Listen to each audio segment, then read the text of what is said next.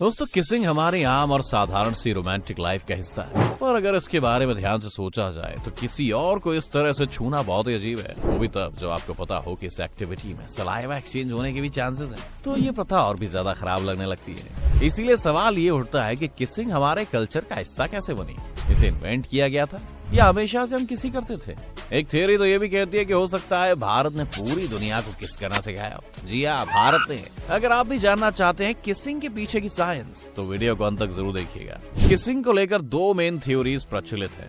पहली ये कहती है कि किसिंग नेचुरल नहीं है और इसे इंसानों द्वारा इन्वेंट किया गया है। वहीं दूसरी थ्योरी को मानने वाले लोग ये दावा करते हैं कि पूरी तरह नेचुरल है और इसकी जड़ें हमें एवोल्यूशन में मिलती हैं। पहली थ्योरी के मुताबिक सुमेर और पुरानी भारतीय सभ्यता में किसिंग के सबसे पहले प्रूफ मिलते हैं। बीबीसी द्वारा की गई एक स्टडी के मुताबिक दुनिया में 160 कल्चर्स में से 40% लोग ही प्यार जताने के लिए किस करते हैं। ये थ्योरी ये भी मानती है कि जब सिकंदर भारत को जीतने के लिए आया था, तब पहली बार उन्होंने किस करने के बारे में सुना और सिकंदर और उसकी सेना ने पूरे यूरोप में किसिंग को फैलाया। इस वजह से दुनिया के ज्यादातर कल्चर्स, जैसे कुछ अफ्रीकन और ऑस्ट्रेलियन ट्राइब्स में कभी किसिंग का कॉन्सेप्ट नहीं पहुंच पाया। काम सूत्र में भी वात्स्यायन ने एक पूरा चैप्टर किसिंग को ही समर्पित किया है और माना यही जाता है कि इस तरह भारत से ही दुनिया भर में किस करने की परंपरा फैली। इस थ्योरी के उलट कुछ लोग किस करने के पीछे अलग वजह बताते हैं। इस ग्रुप का कहना है कि सिर्फ इंसान ही नहीं, कई और प्रजातियां भी किस करती हैं और इसका रिश्ता उनके बचपन से हो सकता है। जैसे कि ज्यादातर पक्षी अपने बच्चों को खाना खिलाते वक्त अपने मुंह से ही खाना खिलाते हैं। सिर्फ पक्षी ही नहीं, इंसानों के सबसे करीबी कजिन्स में से एक बंदर और एप्स में भी ये परंपरा देखी गई है और माना यह जाता है कि जब तक इंसानों ने बच्चों को खिलाने के लिए बाकी चीजें नहीं बना ली थी, तब तक इंसान भी ब्रेस्ट फीडिंग के अलावा इसी से बच्चों को खाना खिलाया करते थे। इसी तरीके से खाना खिलाने में बच्चों को वो न्यूट्रिएंट्स मिल जाते हैं जो माँ के दूध में नहीं होते। साथ ही विटामिन B12 जैसे न्यूट्रिएंट्स को चबाए बिना नहीं तोड़े जा सकते और ये काम भी बच्चों की माँ ही करती थी। किसिंग के साथ एक फैक्टर ये भी है कि पैदा होने पर एक बच्चा 20 से 25 सेंटीमीटर दूर तक ही अच्छे से देख पाता है और अगर जंगल जैसी जगहों पर माँ और बच्चे के बाकी परिवार वाले चाहते हैं कि वो उन्हें पहचान ले, तो भी किसिंग का इस्तेमाल किया जाता था। इस खाना खिलाने वाले लॉजिक पर अभी भी साइंटिस्ट बटे हुए हैं। कुछ लोग मानते हैं कि खाना खिलाने की वजह से ही किसिंग डेवलप हुई, तो कुछ लोग मानते हैं कि किसिंग इसलिए बच्चों को अच्छी लगती थी क्योंकि उनके करीबी रिश्ते के लिए जरूरी थी और बच्चों के डीएनए में इस तरह की करीबी को ढूंढना शामिल है।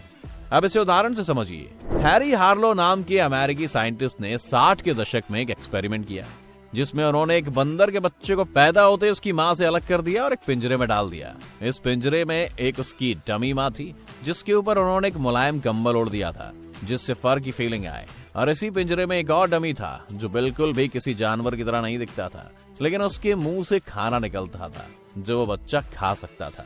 जब हैरी ने पिंजरे के अंदर उस बंदर को डराना शुरू किया, जब भी उस बंदर को डराया जाता तो वो पहले वाले डमी के गले लग जाता, जिससे संकेत मिलते हैं कि बच्चों को किस करना एक जीवन जीने की नहीं बल्कि एक साइकोलॉजिकल जरूरत थी जिससे उन्हें सेफ महसूस हो सके। किसिंग का इस्तेमाल प्यार जताने के लिए भी किया जाता है, जिसका कारण साइंटिस्ट एवोल्यूशन को मानते हैं। हाँ, ये सच है कि किस करते वक्त आप 8 करोड़ बैक्टीरिया एक्सचेंज कर रहे होते हैं, लेकिन उसी सलाइवा में बहुत सारी जेनेटिक इन्फॉर्मेशन भी होती है जो हमारे सबकॉन्शियस ब्रेन को बता रही होती है कि जिसे हम किस कर रहे हैं, क्या वो एक स्वस्थ व्यक्ति है, क्या उसका इम्यून सिस्टम स्ट्रांग है और उसकी जेनेटिक हेरिटेज क्या है, और इसी से हमें किसिंग अच्छी या बुरी लगती है।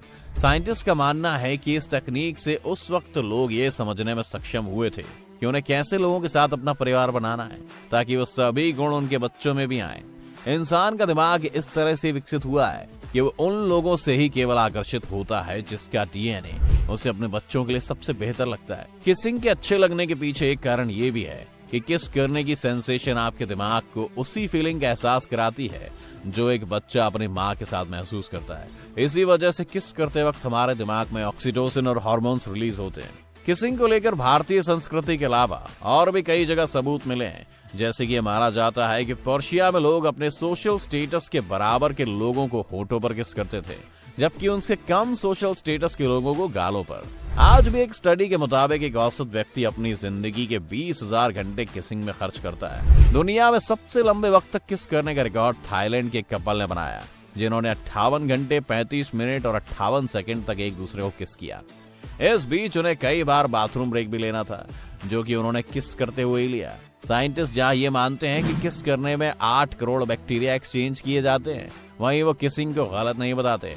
उनका मानना है क्योंकि आप इतने बैक्टीरिया एक्सचेंज करते हैं तो इससे आपके शरीर की इम्यूनिटी और बेहतर हो जाती है, और अगर कभी उस बैक्टीरिया ने इवॉल्व होकर कोई भयानक रूप ले लिया तो आपके शरीर में उससे लड़ने की कुछ ताकत पहले से ही होगी।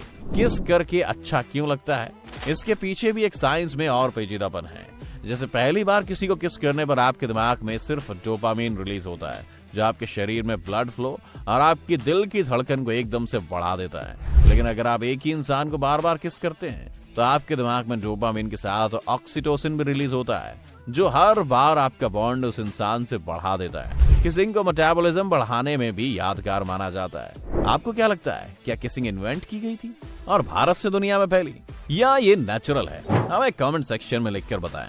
वीडियो पसंद आई हो तो वीडियो को लाइक करें और चैनल को सब्सक्राइब करना ना भूलें।